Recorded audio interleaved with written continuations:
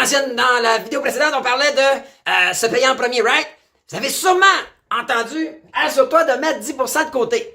Alors, ça, c'est un problème parce que 10% de côté pour moi, puis dans toutes les formations que j'ai suivies, mes programmes de mentorat avec Grant Cardone et tout ça, on parle même des fois jusqu'à 40% de côté.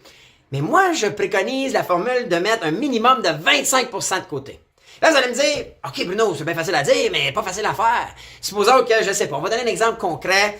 Vous arrivez à toucher 1000 $ par semaine, puis là, tu me dis, Bruno, mettre 250 $, qui est l'équivalent de 25%, c'est bien trop, hein, on a l'hypothèque à payer, la voiture, les dépenses, la nourriture, les enfants, le sport, J'arrive pas pantoute à mettre une scène de côté. J'ai besoin de 1000 $ pour payer ce que j'ai à payer pour opérer. Hypothèque, cellulaire, Internet, déplacement, voiture, blablabla.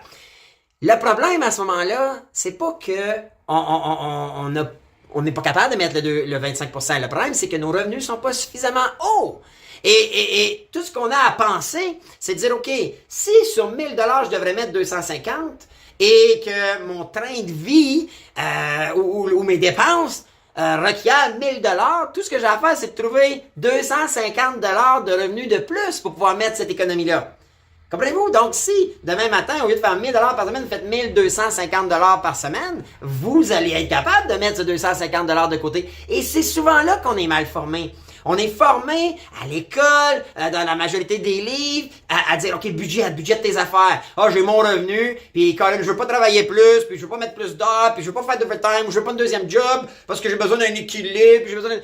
Hey, si tes revenus arrivent juste à couvrir tes dépenses, ben jamais tu vas pouvoir espérer un jour atteindre la liberté financière. C'est impossible. Alors, hyper important de commencer à dire, OK, j'ai été mal formé et il y a moyen de générer des revenus de plus. Puis je vous le dis, là, écoutez-moi bien, là, je vais vous le prouver dans la formation, dans ce module-ci.